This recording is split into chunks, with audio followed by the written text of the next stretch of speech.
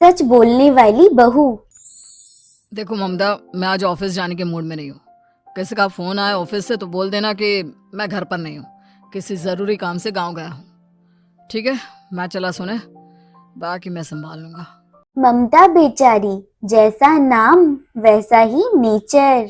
ना किसी से झूठ बोला, ना किसी से फरेब, ना किसी से चालाकी की और ना ही पंचायत। सुन लेती है पति की बात, फिर थोड़ी देर बाद फोन आता है। हेलो, कौन? मैं सुनील का बॉस बोल रहा हूँ। दफ्तर में इतना काम पड़ा है, अभी तक ऑफिस नहीं आया। वो क्या कर रहा है? फोन दीजिए उसे। जी वो तो सो रहे हैं।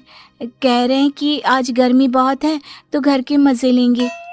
बॉस को बीवी की बात पर गुस्सा आ जाता है। तो उसे बोल दीजिएगा कि अब घर में गर्मी के ही मजे ले, कोई जरूरत नहीं है यहाँ आने की।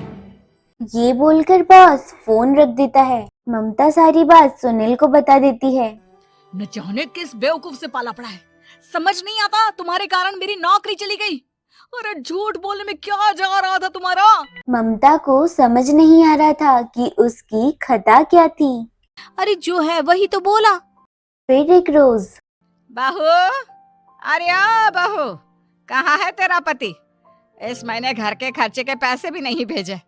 क्यों, माँ बाप की फिक्र खत्म हो गई है क्या उसे?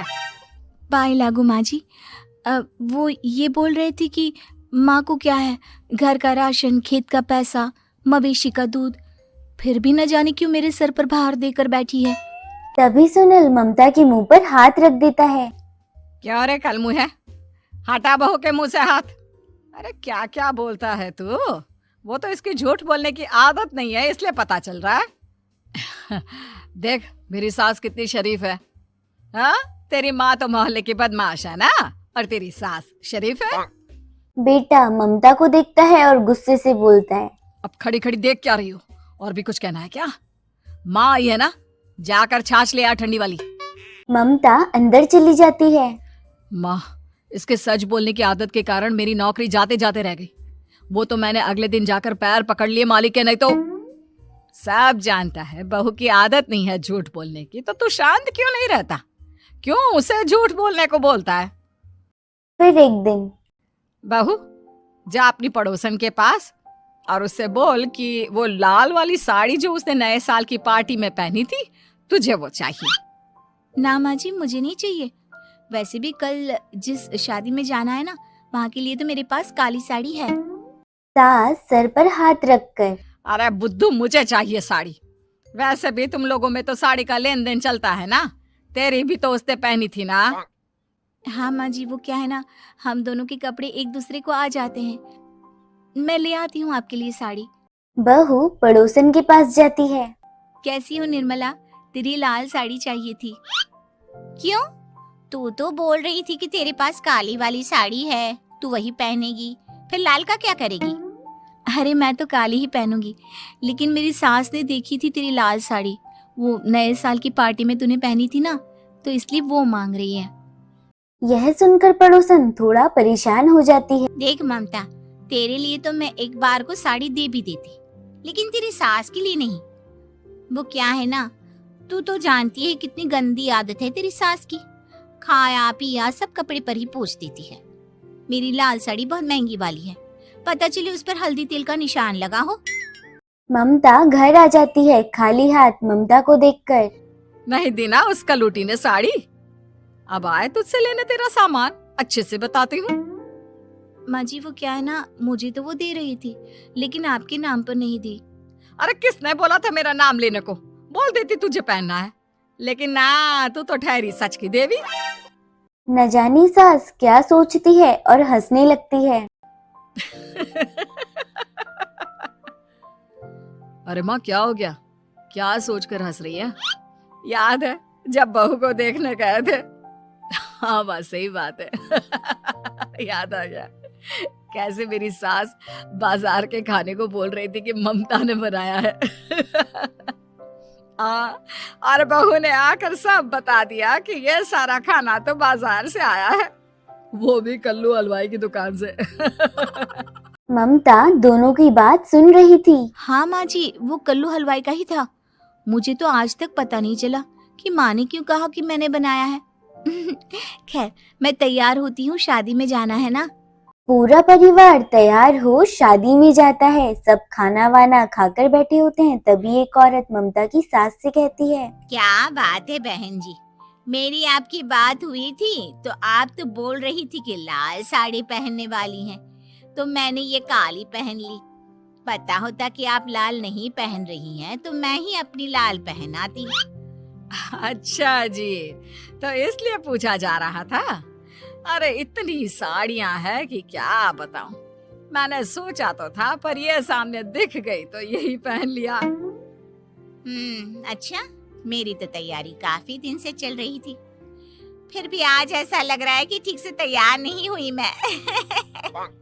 तभी आ जाती है हमारी सच्ची बहू ममता बहू।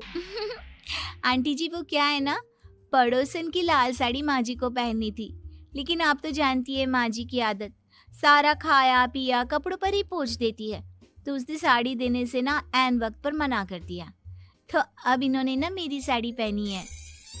औरत ममता की सास को घूरती है। अरे मांग कर ही साड़ी पहननी थी क्या? हम जैसे तो खुद की ही साड़ी पहनते हैं, चलो चलते हैं। सास का गुस्सा अब ममता पर फूट पड़ता है। अरे क्या जरूरत थी ये बात सबसे कहने की। अरे घर की इज्जत का कोई ख्याल है कि नहीं तुझे? हाँ, मैंने क्या बोल दिया माँ जी? मुझे क्यों डांट रही है? मेरी गलती क्या है? ममता को रोता देख सुनील आ जाता है। अरे माँ, क्या हो गया? पता है ना शादी का माहौल है। सास सारी बात बेटी को बता देती है। देख रहा है तेरी बहू का हाल। अरे इस लड़की को तो ये भी नहीं पता कि कब कहाँ क्या कैसे बोलना है। अरे लेकर जा इसे यहाँ से। सभी घर आ जाते हैं। सास का मुंह तो फूला रहता है। एक दिन चलो बेटा, बहुत दिन तुम लोगों के साथ रह ली, अब चलो। वैसे भी ऐसी बहू के साथ समय कैसे कटे, जो ना झूठ बोलती है ना लोगों की चुगली करती है। अरे गांव में ही ठीक हूँ मैं, कम से कम 4 घर की खबर तो मिलती रहती है, वो भी मसाला डालकर। कैसी बात कर रही है माँ? अभी तो आई है, रह जाना, कितना अच्छा लगता है तेरे रहने से घर। तभी ममता आ जाती है। अच्छा लगता है, लेकिन आप तो बोल रहे थे कि न जाने कब तक रुकेगी, जाने का नाम ही नहीं ले रही। जाए तो कम से कम घर में थोड़ा सा फ्री सा तो फील करूं, यही बोल रहे थे कल माँ जी आपके लिए। बेचारी सास अपने बेटी को देखती, लेकिन कहती भी क्या जब अपना सिक्का खोटा हो। सास वहां से चली जाती है। फिर एक रोज घर की घंटी बजती है और सामने खड़े होते हैं सुनील के बॉस। सुनील है क्या घर में? वो क्या ना, मैं यहाँ से गुजर रहा था तो सोचा थोड़ा ऑफिस का काम डिस्कस कर लूं। ममता कुछ कहती, इससे पहले वहां सुनील आ जाता है। अरे बॉस, आप आइए आइए। क्या बात है, घर तो बहुत सुंदर है। वैसे भाभी जी, आपकी खूब बातें सुनी है कि आप कभी झूठ नहीं बोलती। ये तो पता नहीं, लेकिन हमेशा सिर कुछ न कुछ ऐसा बोल देती हूँ जिससे परेशानी हो जाती है। मैं ऐसा नहीं चाहती, लेकिन क्या करूँ। खैर बॉस कुछ देर रुकते हैं, काम की बात करते हैं। ममता के साथ सब फिर चाय पीते हैं। जैसे ही बॉस जाने को होता है कि क्या जी, कितने नेक इंसान है, फालतू ही आप खड़ूस और निकम्मा बोलते हैं इन बॉस को। अब क्या, बॉस के कान में खुद के लिए अनमोल वचन पड़ जाते हैं। और फिर ओह, तो ये बात है। और क्या कहता है ये? अरे बॉस, आप भी किसकी बात पर विश्वास कर रहे हैं? अरे इससे तो ये भी नहीं पता कि आलू प्याज कहाँ रखा है। अरे ये क्या जाने क्या बोलना है क्या नहीं बोलना है। मतलब जो मुंह में आ रहा है बोले जा रहा है। भाभी जी आप बताइए। नहीं नहीं बॉस, लग रहा है कि कुछ गलत बोल गई मैं। वैसे ये सिर्फ इतना ही बोलते हैं कि आप में कोई टैलेंट है ही नहीं, आपकी नौकरी इन्हीं के कारण तो बची हुई है। अरे बस कर ले अम्मा, अब क्या करवा कर मानेगी। बड़ी मुश्किल से तो नौकरी बची थी मेरी। सही कहा, बची थी, लेकिन अब निकल गई। तेरे टैलेंट के भरोसे चल रही है ना मेरी नौकरी। अब देख तू। अच्छा, तो आप भी यही मानते हैं? वैसे ये बात तो है, सुनील काफी टैलेंटेड है। बॉस चला जाता है और सुनील सर पकड़कर बैठ जाता है। माना सच बोलना एक अच्छी आदत है, लेकिन ममता आज का समय ऐसा नहीं है। तुझे थोड़ा सा समाज को देखकर खुद को बदलना होगा, समझी? जी मुझे तो पता ही नहीं चलता कि मैं क्या गलत कर रही हूँ। यकीन मानिए मैं जानबूझकर नहीं करती। सुनील सोच लेता है कि अब वो अपनी बीवी के इस भोलेपन का इलाज करके रहेगा, लेकिन सवाल ये कि कैसे।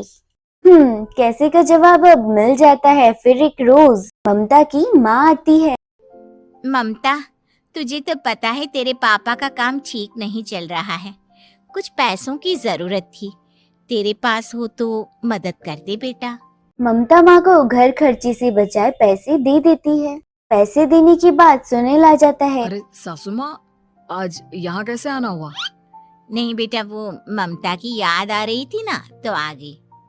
वो क्या है ना, पता है पापा का काम ठीक नहीं चल रहा है तो माँ कुछ पैसे लेने आई थी। क्यों? यहाँ क्या पैसे का पेड़ उगा है? अरे कौन सी माँ अपनी बेटी के ससुराल का खाती है? कोई जरूरत नहीं है पैसे देने की। वापस कर दो माँ जी पैसे और निकलो यहाँ से। आगे से यहाँ पैसे लेने नहीं आना। सुनील ये बोलकर निकल जाता है। उसके जाने के बाद बेटा ममता, तूने मेरी बेइज्जती कराने के लिए यहाँ बुलाया था क्या? अरे छोटा सा झूठ बोल देती तो तेरी माँ की इज्जत बच जाती। लेकिन चलती हूँ मैं। सास बाहर जाकर बाहर खड़ी सुनील से कहती है। तेरे कहने पर बेटा हमने ये नाटक तो खेल लिया, लेकिन उसका क्या असर होता है ये नहीं पता। थोड़ी देर बाद सुनील घर आता है। देखिए मुझे मेरी गलती का एहसास हो गया है। मैं समझ गई हूँ कि सच कितना सच होता है और उसकी कीमत आज के समय में बहुत बड़ी है। माफ करना, मैं आज से सच कभी नहीं बोलूंगी। क्या? कभी नहीं? फिर क्या, दोनों मियाँ बीवी खुश रहने लगते हैं क्योंकि बीवी को थोड़े से झूठ की आदत हो जाती है।